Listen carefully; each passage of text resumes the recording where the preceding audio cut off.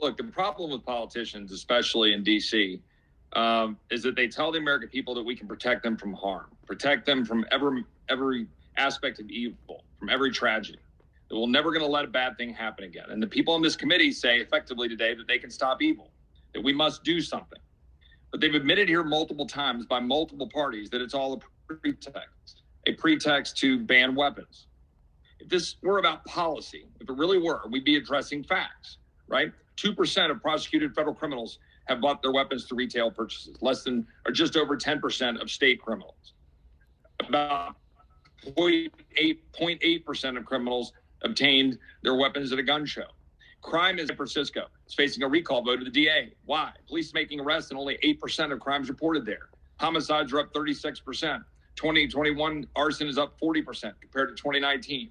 In San Antonio, crime is skyrocketing. Cops won't even refer to the DA drug crimes because they won't prosecute them. In Chicago, why isn't the U.S. attorney and the DA there focusing on straw purchases and other crimes to address the 800 plus homicides? Straw purchases are already a crime for people who are prohibited from owning a firearm. Police have been verifiably defunded in Austin to the tune of $150 million.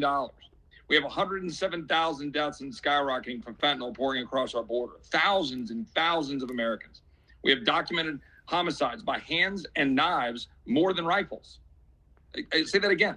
Hands and knives documented homicides are greater than rifles. We have a cultural rot in this country, yet this legislation focuses on targeting law-abiding Americans. It would make it baseline unlawful to obtain a gun for a non-family member, friend, or acquaintance, regardless of their eligibility, like current law requires. Maybe a spouse of a military service member, like my friend from Kentucky mentioned. It would make me a criminal several times over, living as I do today. For example, here I've got in this room actually a 20-gauge single-shot shotgun and a 22 lever action. I've got these right here, and I have them sitting here in the room, out, exposed. Why? So I can go kill a snake. So I can go kill a coyote. So I can go do what I need to do and kill things, because that's what guns are for. I've got both of those guns, and I've had them since I was 9 years old. And you know what? My children who are under the age of 18, they know that those guns are to be used only to go kill a snake, to go kill a coyote, to go protect their dog if it's being chased down or tracked down. That's why we have guns. And you're saying if I leave my 20 gauge or 22 sitting out and I have a 12-year-old son and I don't have that locked up, oh gosh, sorry, we got a coyote. Let me go get the key to go unlock it. That is straight up bullshit, quote Mr. Cicilline. That's what it is. And that's what you're doing to the American people. Look, now you've got a part of the provision that says you're going to set the age. We've already had a robust debate about that. I got a 45 when I was 18 years old. I guess I somehow managed to get through. The fact here is this is really about the left's culture war against gun owning and supporting Americans. That's what it's about. And it's about refusing to acknowledge the fundamental reason and the purpose for the Second Amendment. This is not specifically about hunting or self-defense, but even defense against tyranny. I don't accept the term weapon of war regarding the AR-15. It's not. It's used for hunting primarily. It's the most popular rifle. But even if it were, depriving the American people of the weapon, the stated goal of most or all committee Democrats today, and the target of magazines greater than 10 in this very bill to do so, then what are the citizens supposed to do if the government is tyrannically trampling their rights? What are we supposed to do? What should Americans do if the government, in conjunction with, say, international organizations, attempt to lock us in apartment buildings like they do in China to stamp out COVID? What do the American people do?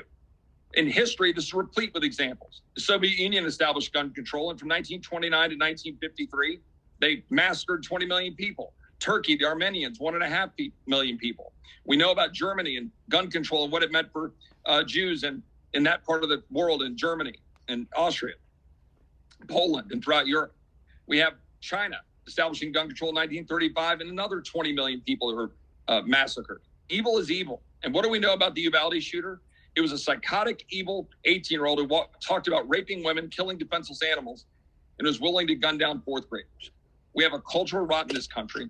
We're stripping the dignity of work, the role of fathers in raising sons, the abuse of drugs, the missing community to stop a boy from being MIA from school, not working while sitting around playing Call of Duty and abusing animals. In order to seek the American people, tell American people a lie, that the government will protect them. Half of this committee is willing to take away a citizen's God-given right to protect himself or herself from harm, and importantly, from the very tyranny being applied to them to deny that right. I yield back.